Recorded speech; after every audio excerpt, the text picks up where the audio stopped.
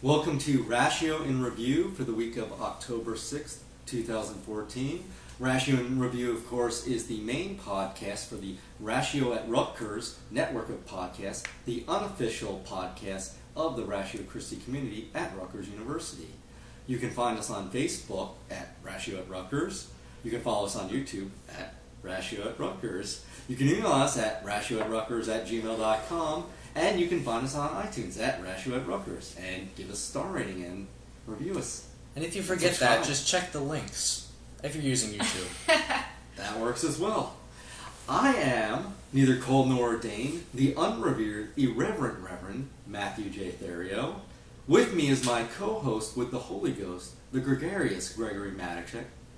Not with us today, though he was supposed to be, was the perdition-pledged papist of unquestionable and unconscionable concupiscence, Sid Ceballos.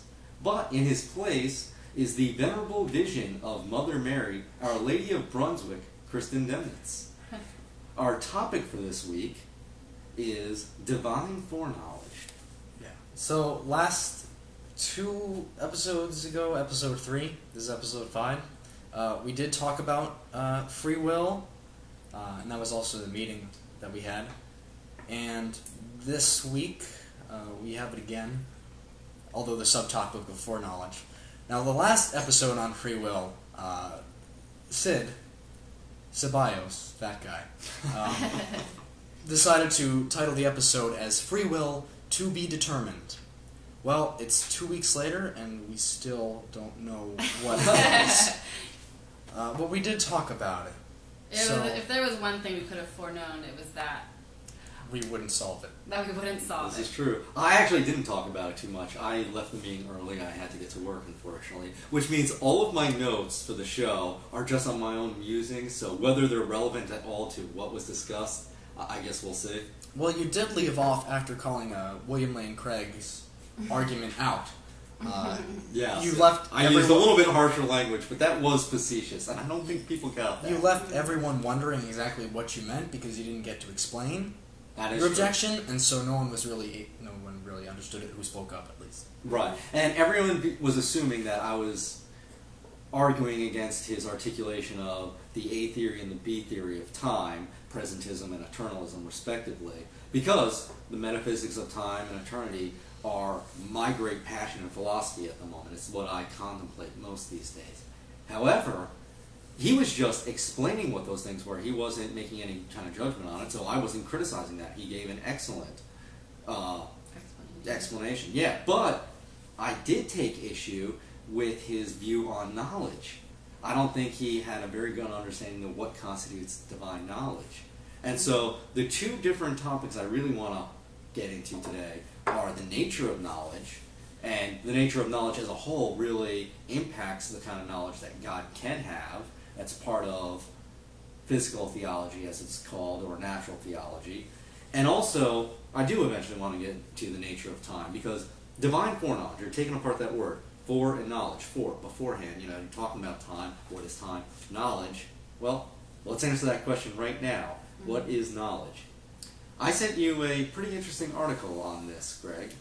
You got a chance to read it? Right, it was a very short paper, just basically outlining some of the problems with ideas about abstracting knowledge or information, because it is non-abstractable. Information takes up space. It's physical in that sense.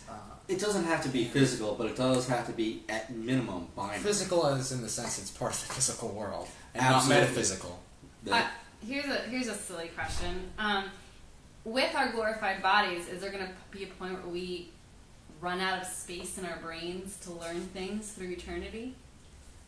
That definitely is a question that I have been thinking about this last week, because it's not even just a matter of space in our brains, it's a matter of, amount of neural connections that our brain cells can make. So are you going to eventually forget things that have happened to you in eternity? If we're going to exist in eternal time, would we then also have a capability of having eternal space? Our brains can just get bigger and bigger. I think it's called infinite when it's talking about space. Okay. Maybe, I'm just thinking about this right now, so if it's a stupid idea, that's why, podcast listeners. Maybe the space in between the spaces in our brains expands so that, we have an infinite amount of space, within what was a finite capacity, like a white hole cosmology right in our skulls. Wait, Does our brain get heavier at that point? Okay, maybe this is something to get into on the side. On the side. The mechanics of eternity. Well, I think I have to think about it a little bit more myself before I can articulate it. But we already know, though, that this is much more of a free-form podcast than any of the other ones because you missed out, Mr. Therio, on a lot. Kristen, you and I were there. My notes are, half schizophrenic. And you didn't have notes. But no. Do you want to kind of give us a review of what you somewhat have? You can kind of skim your own notes to see what might be relevant. I definitely want to get to that. I do want to finish this thought while we are on the topic, though. The article that I had sent Greg, if any of our listeners want to read it, was called Information Storage and the Omniscience of God by Johnson and Bailey, 2003. So definitely look that up if you could even include that in the I'll put it in the YouTube description. video. Thank you. In the description. That works.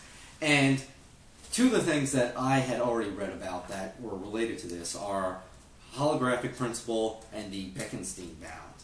And what that is saying is that there is a finite amount of information that can be stored in a given space. And interestingly enough, we know for a fact that it's not based on the volume of space, but on the surface area of this area of space. What? Yeah, so let's say you have a fish tank that's empty. So what you can fit physically in the fish tank, it represents its volume, versus the actual glass panels, that's the surface area. Now imagine our universe is this fish tank. All the information that could possibly, the upper limit of it that can be stored in the universe, isn't represented by the volume, how much water you can fit in it. It's represented by the glass. And this is how the brain is? This is how the universe is. Our whole universe might actually just be a two-dimensional holograph that we only perceive as three-dimensional because we're existing in lower energies. Okay. We're already beyond me, so I don't know exactly. Would this have to do with the question of what you were saying with the brains growing inwardly? Like, the way to gauge how much space it has would be its outside perimeters, not its inside perimeters? To an extent, by analogy, not directly related to holographic principle. It's more related to the idea of string theory and curled up dimensions and tesseracts where you have more space than the container could actually hold. But that wasn't really related to what I was thinking about in regards to all this in regards to divine foreknowledge. That's more in regards to our potential to learn infinitely for eternity. And like I'm saying, that's just right off the top of my head right now. This I actually have put a little bit of thought into. Go for it. So the problem is if information is quantifiable, and not just quantifiable, it's finitely reducible, non-homogeneous, non-abstract, then God, if we're presuming divine simplicity, which I think we really ought to, because divine simplicity explains how he can be a first cause, how he can be self-extant, how all of existence could be based on his existence, and his existence necessary without need for explanation in and of itself. So I'm always going to define simplicity and base everything off that. So if he's simple, that means he's not binary, let alone any more of these, Divisions. Exactly. Because you can have information that's least binary. You can also have information that's beyond binary. Our genetic code is not binary, it is whatever the Quadrinary. quaternary, tetranary, whatever that is. the English language, base 26. There are 26 different letters that information is expressed in. But the minimum is 2. On, off, hot, cold, The physical universe has many different ways of expressing 0, this. 1. 0, 1. That's- But God, if he's simple, isn't even that. So, his omniscience, his knowledge, because knowledge is based on information, you have to have information to be knowledgeable. For him to be omniscient and all-knowing, that omniscience has to be a subset of his omnipresence. The fact that he is not just transcendent of the universe, but immanent in it. That he is not just outside of the universe, but everywhere, all of him. And this is a doctrine that has been defended by theologians for a long time. And it's actually a consequence of him being aspatial. Wait, all of him is everywhere? Does that include Jesus' physical body? Oh, I was pulling those words from Lewis, but no. Okay. I know the answer is no, but I wonder how Lewis would respond to that same question, because I was actually directly quoting a line from Perlandra there. Although his range of extension is infinite, or he has the possibility of being omnipresent if you believe in the real presence in any form. Well, when we're talking about the real presence, we're going beyond his omnipresence to say that God is not just omnipresent, including in the bread and the wine, but in a special sense here in this bread and the wine. Just like when we're saying, we can say we have the Holy Spirit within us due to baptism, due to conversion, due to being a Christian. Mm-hmm. But when we say the Holy Spirit came upon Christ, or when we say that God was Christ incarnate, we're saying something very different than that. Is God in hell? I know that seems like a weird. I don't know. You're is going this to, like a real okay. question? We're going to get to eternalism in the Okay. next section, nature of time, because that's where you're going. If Okay. everything is eternal, then Christ's descent into hell is eternally ongoing, Okay. as Anyway, well as his crucifixion, right? I'll try to minimize my tangents, but you can continue. That's all I really have to say on that. Did you have any response to that, Greg? You know this much better than I do. But as far as your point, Kristen, I think that's very telling, because I think most of the space that we were planning on filling up is just going to be tangents. That's fine. So we can go there. And all of our readers are going to be scratching their heads and we don't want to lose anyone from the faith. We're just raising interesting questions, and I'm sure there's answers, especially by smarter people out there. And I'm hoping that smarter people than us are listening to us and writing in and correcting us. It's going to be great when an actually trained scientist in quantum physics and all this kind of stuff listens to this and then writes in about how wrong you are on so many things. Oh, I'm about to say something about quantum uncertainty that hopefully they'll write in and correct me Well, on. it's Half an answer is its questions. You know a lot of stuff about this, but as far as your perception of what's accepted and how popular or things are, or how many people accept them, how viable they are is questionable. How like marketable? calligraphy. Well, I don't know what I said, but Well, I know calligraphy principle was first developed by Gerald de Hooft and was later championed by Leonard Susskind as part of reconciling black holes with string theory. Yeah, I don't. He's big in string theory. Yeah. Susskind. His book, The Black Hole Wars with Stephen Hawking, fantastic. One of the best nonfiction books I've ever read in my life. Plug. Yep. Okay, let's get into some more quantum physics here. Specifically, quantum uncertainty. And this is, as much as I've been able to tell from physicists, their declaration that at the quantum scale, at the subatomic scale, things are non-concrete. They are not, particles don't exist. It's just waves, and waves of probability. You can't ever look at the position of, say, a quark and say, this is definitely where it exists. Uncertainty principle would say that if you try to measure it, then it will be determined by the universe where it exists, but then you wouldn't know the velocity. You can never know the velocity because there's nothing to know. And supersymmetry tells similar things, that the position of the particle, it exists in a superstate of a variety of possible positions, and no amount of knowledge will tell you this is the position it exists in without making a measurement, because there's nothing to know. It's just a probability cloud. We can make observations about that. We can use physical mechanisms to measure it, and that will cause the collapse of the wave function, in which case it will collapse from a wave to a particle with a real position.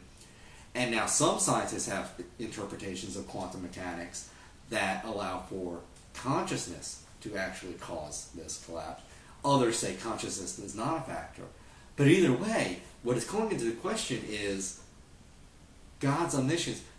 Can he know what's really going on if there's nothing certain there at the quantum level? If there's nothing to know, how can God know, and what does he know at that scale? And it blows my mind. I've literally gone up the actual quantum physicist, one by the name of... Okay, I forget his name right now. And he was brothers with my historical theology professor. We'll put his name in the description. Schumacher. Yes, Schumacher. The guy who came up with the qubit. Q with a Q. The quantum bit. The quantum bit, yeah. Mm. And he didn't have an answer for me on this one. Well, assuming that every effect has a cause, I think, or we're supposed to be able to assume that. And that's actually what quantum physics says is not the case, because that presumes Newtonian determinism. Quantum physics is saying there are some things that are just random. So they literally have no cause. So that's the whole this idea is the thing. Okay. Of Schrodinger's cat. You know, the cesium atom, which is decaying, that causes the poison to go off and the cat to die.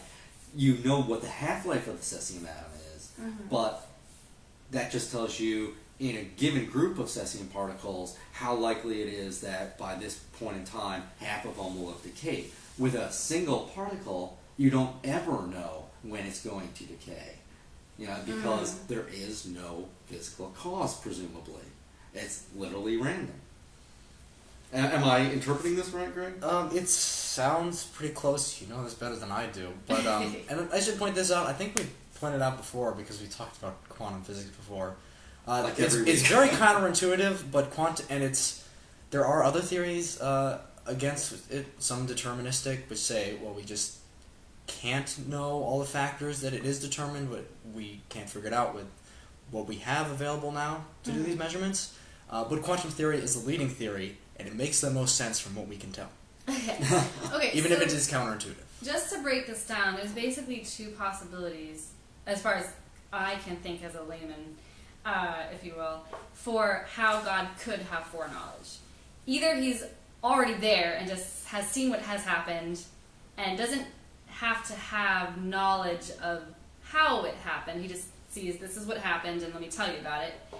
Or he has only been, if you will, in the previous moment, but he just has such a knowledge of the fact that a domino will fall and this is how it will fall and this will be the effect, that he's able to play out in his mind what would always happen next and then next and then next after that, even if he hasn't, quote unquote, been there in the future.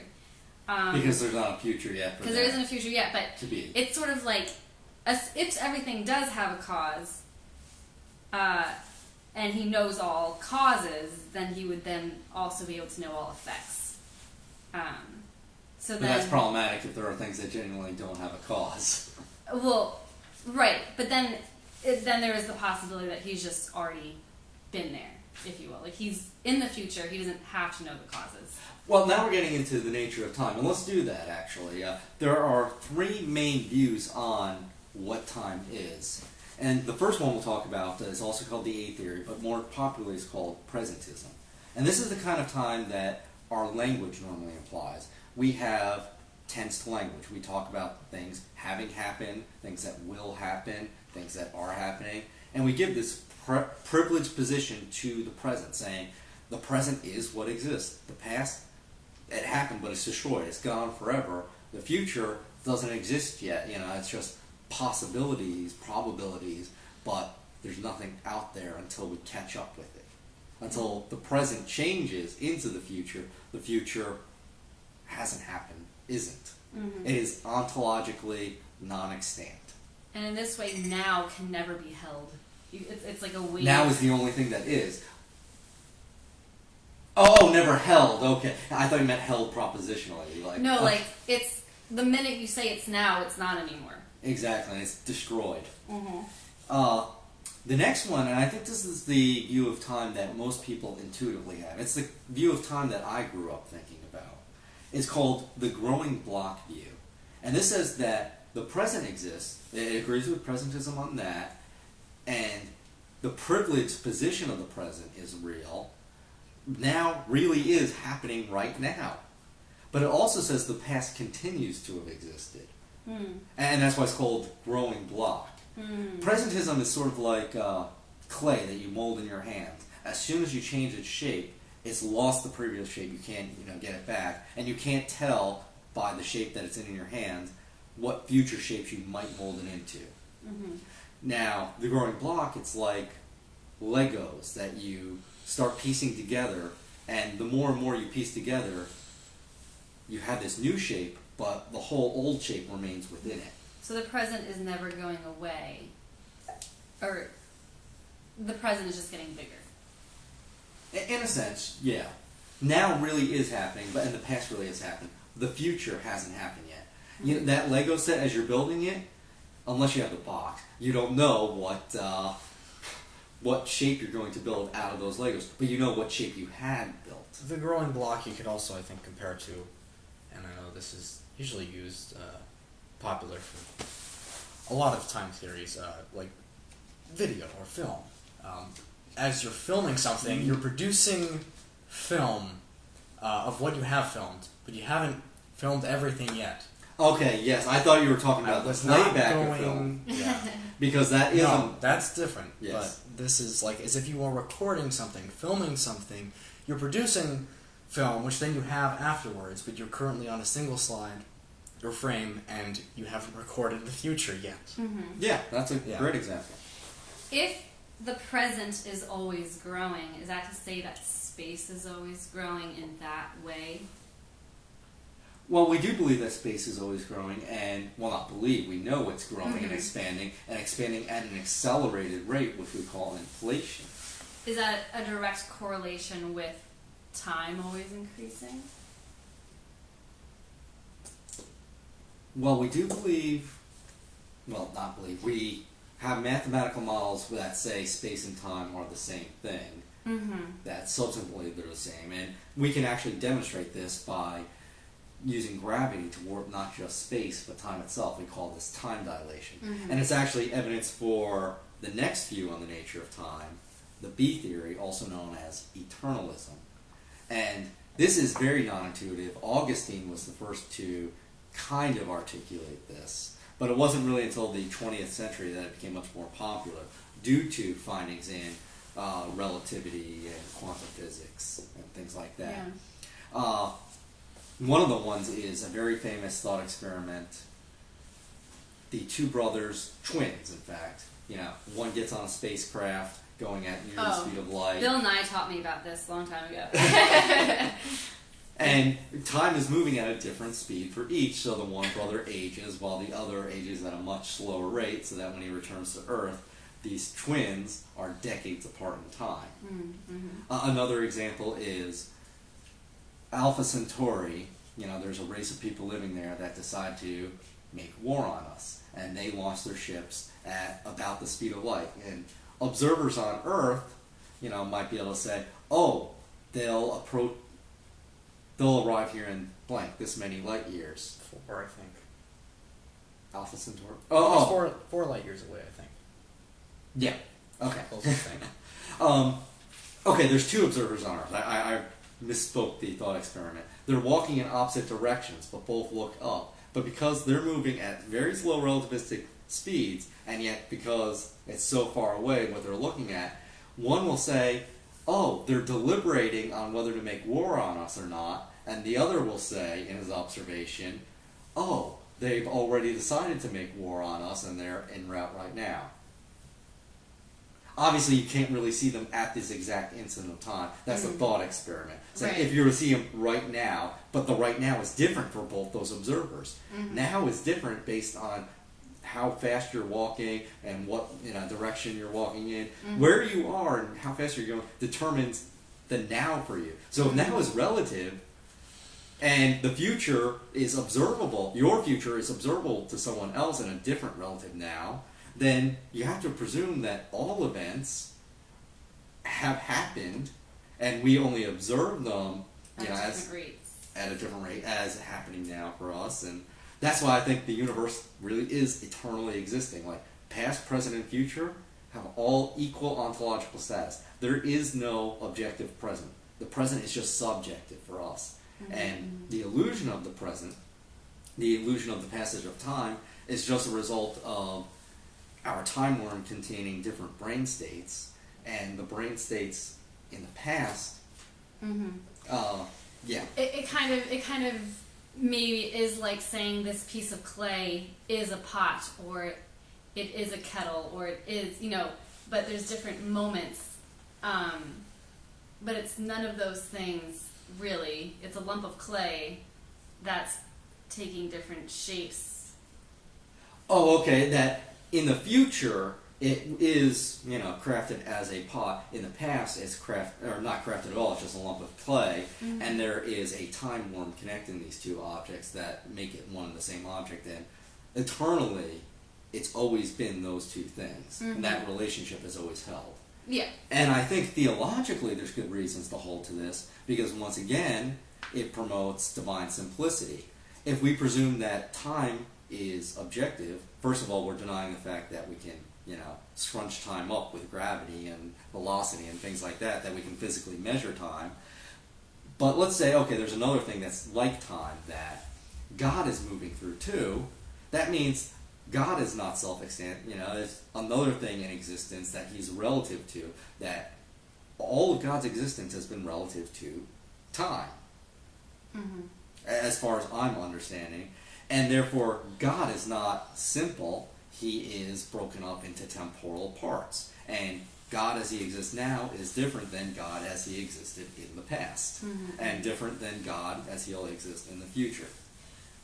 I'm just thinking about the fact that God appears somewhat different from himself at different stages in human history. And I think that's explicable insofar as we exist within time. And so, let's say that God is simple, and both his nature and his attributes and his actions are all singular. It's just one thing that is God. But being in time, we would perceive that as being different things. Those actions, mm-hmm. we would at different times perceive differently. Mm-hmm. So the act of creation versus the incarnation versus all the miracles that happened to the Israelites in the Bible versus how God interacts with us providentially in our lives now, we would perceive as different things, even though that's just God as he is simply. It would be like everyone's staring at the same object in a room from different angles. Or the analogy I've always used is a white light shining through a spectrum, or a prism, and then it creates a spectrum. All those colors were always there, but it's singular in the shaft of white light. The prism, I would say, is time. The universe, time. Mm-hmm. And so we're seeing it as all these different colors, where it's really singular. Okay, I can work with that.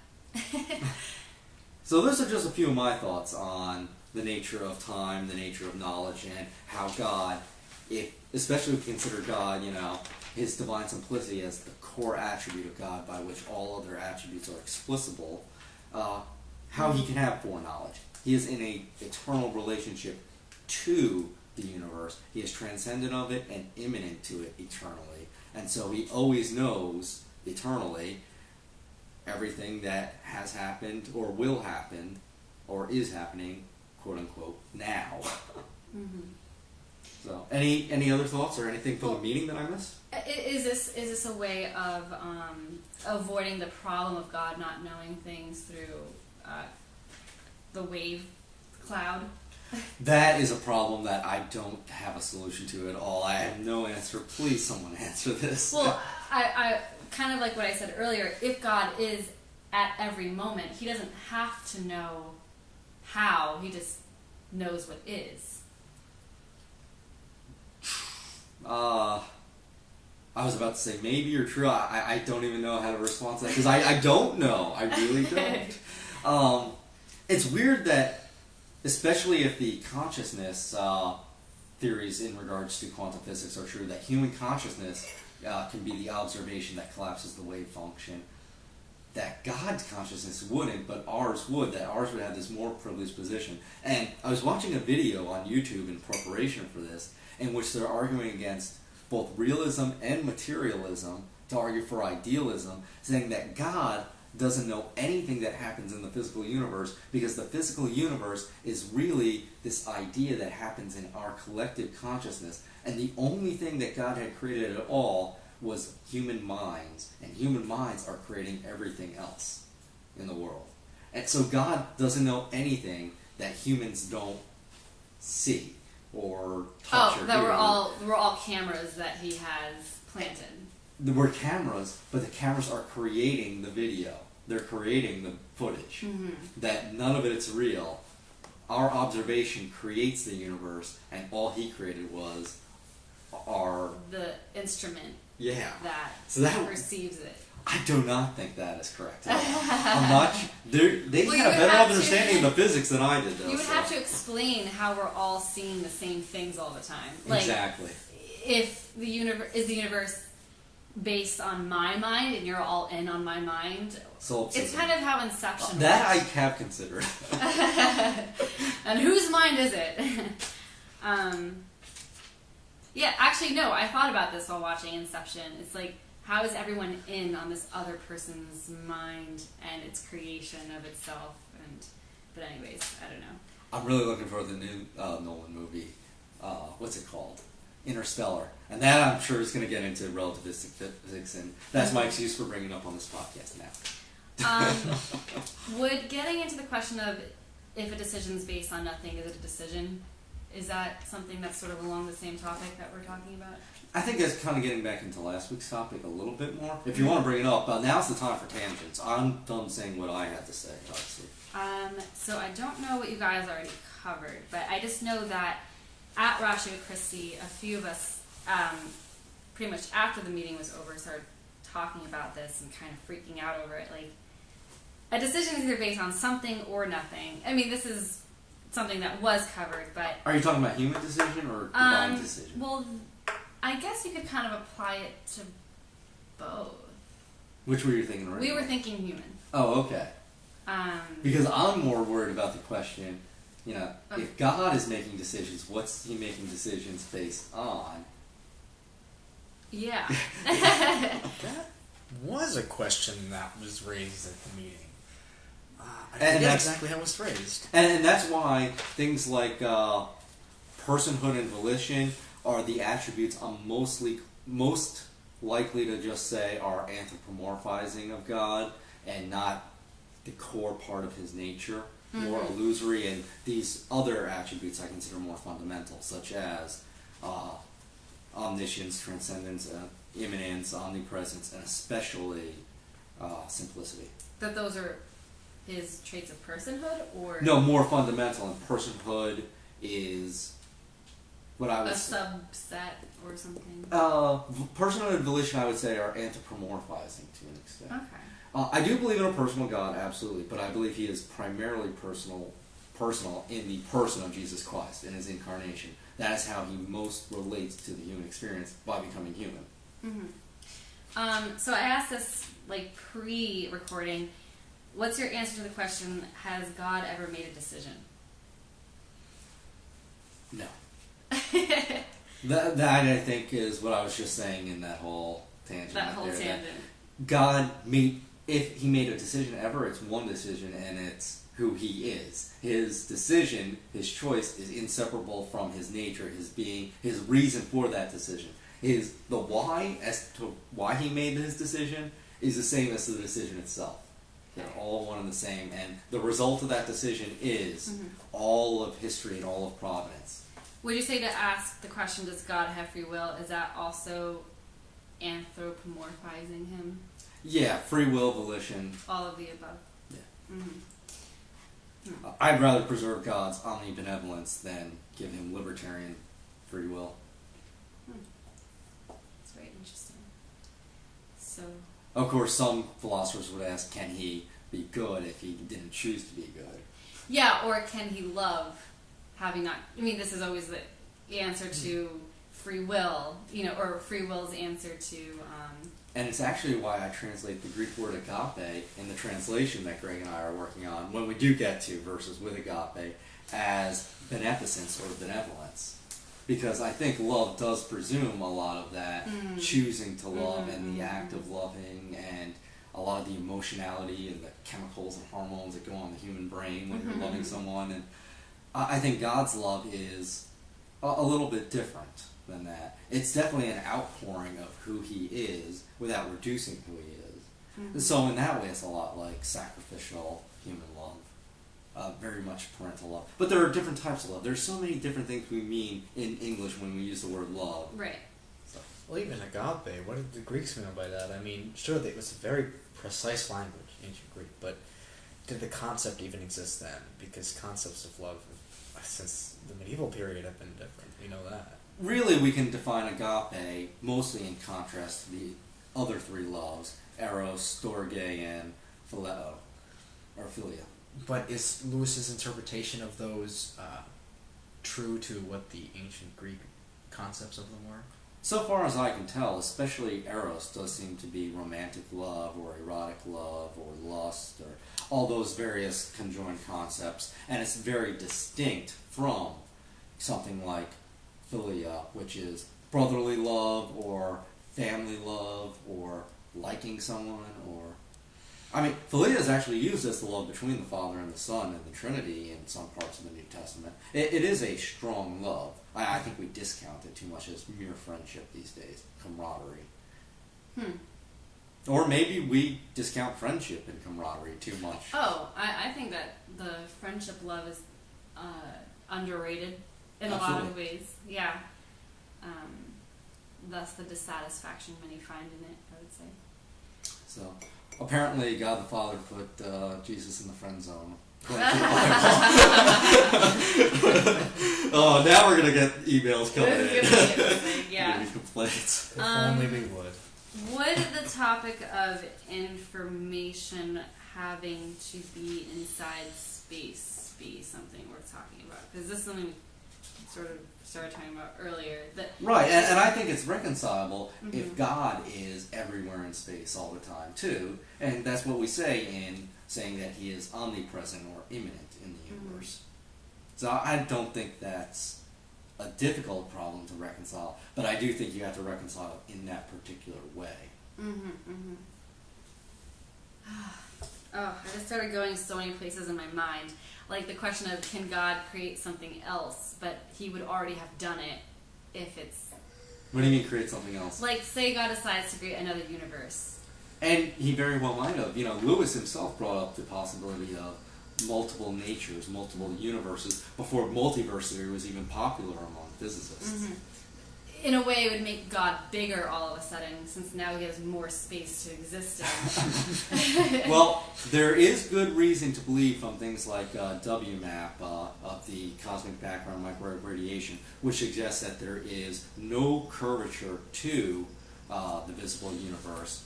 And if there's no curvature, we have to believe that the universe is infinite.